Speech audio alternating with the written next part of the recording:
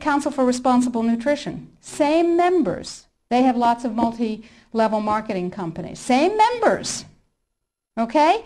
And they're serving their members' needs. They're saying, CRN is saying, yay, Codex is coming. It's going to protect us from those dangerous vitamins and minerals and herbs. And CRN is saying, it's fine. Go to sleep, lullaby, and good night. Everything's fine. And they use a report that they commissioned at a reputed cost of $800,000. A report, Sidley, Austin, Brown, and Root, a law firm in Washington, wrote a report for them. And it said, lullaby and good night, everything's fine. It won't have an impact on the United States, everything's fine. Sidley, Austin, Brown, and Root has one major client whose name you might know, Merck. Now, it's entirely possible that NNFA just did a spectacularly bad job of due diligence, or not. Anyway, the report says everything's fine, everything's dandy, no problem, we've got déchets. Yeah, sure we do. Now let's talk about Australia. Remember, 5 laws before Congress to overturn déchets. And you can write to Congress on the website. The click of a mouse. I call it riding the freedom mouse. It's called security. Now, Congress uses a multiplier of 13,000 to 1. Every email, fax, phone call, letter. Don't write letters. They get decontaminated. They never get to Congress. Every email, fax, and phone call counts as 13,000 constituent opinions. They figure that if you write a letter or send an email, there are 12,999 lazy lunks who can't bother to get to the computer terminal to do the same thing, but they feel the way you do. Interesting. That's power, my friends. That's power. That's 13,000 to 1. So suppose we have 1 million people. Suppose we have 10 million people. Suppose we have 100 million people saying, don't you dare. Now, Congress has one rule above all others. Anybody know what it is? Get reelected. That's the primary rule, the prime directive, as Isaac Asimov would have called it. The prime directive is to get reelected. Now, déchet was passed, you may remember, by unanimous congressional consent. Was that because one morning all members of Congress woke up and said, I see the light. Nutrients are better than drugs. No. They said, oh, if I don't go along with this, I'll never be reelected to anything. You're at critical mass. Remember, we were out on the streets and we were up on our hind legs and we were making noise. And we were rallying and we were writing letters and we said, don't you dare take away my health freedom. Remember? And we won. Except we got fat, dumb, and lazy and stopped protecting ourselves. So now we're in the same place again.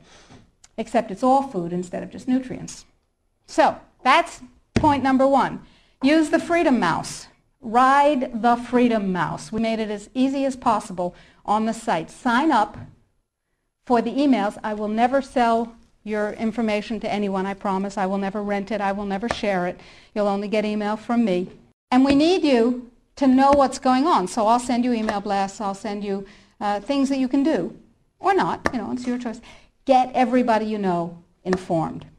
Now, what else can you do? Well, we're going to write a series of Codex alternative guidelines. Everything bad in Codex will have an alternative guideline that turns it into a pro-health guideline. What have we done with the guideline, the vitamin and mineral guideline? You can see that because we have a markup copy that has their guideline crossed out and ours written in on the website. It's right there. What we've done is turn it into something, into a guideline that mandates biochemically, individually determined optimal health. And it's still Codex compliant. So we said, okay, now we need Congress to adopt this. And we need other countries in the world to adopt this. So Bert and I went to Washington, D.C., and we met with Dana Rohrabacher from Orange County, who said to us, he's a representative, he said, I believe in pesticides. I went, ugh. He said, I believe in GMOs. I went, ugh, ugh. He said, I believe in irradiation of food. I went, ugh, ugh, ugh. But, he said, I believe in your right to not be forced to eat foods that have been processed that way more than I believe in those technologies. I will take this on. We said, oh, that's really nice. And he said, now, we need a coalition. So we went across the aisle, or across the office building, to see Peter DeFazio's staff from Oregon, who is a liberal Democrat, whereas Rohrabacher is a Republican, a libertarian Republican. And DeFazio's on board. And we have large numbers of others who actually never heard of CODEX before we told them about it. Never heard of CODEX. We have called every health legislative aide in Congress, and we have said, what's your congressman's position on CODEX? And they've said, bah. We have spoken to the trade legislative assistants. We've said, what's your congressman's position on CODEX? And they've said, on what? They don't know. We had a congressional briefing set up on the 20th of September. I was going to address Congress, tell them about it. I thought that was cool. 10 days before, it became a briefing on something else. Another freedom click. You need to write to Congress on the site and tell them that they need a congressional briefing, by God, and tell them you want me to brief them. They don't know. They've never heard of it any more than the general public has heard of it. Gee, how'd that happen? Who knows? Every negative part of CODEX can be overturned by a guideline, a regulation, or a standard that is positive.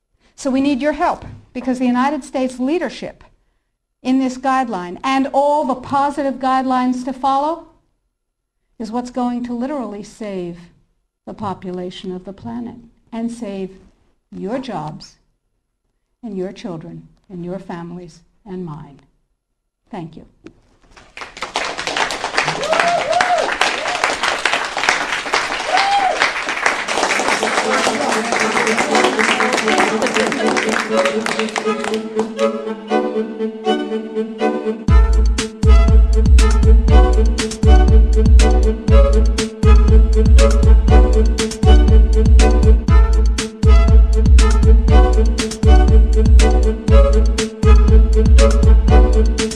Thank you.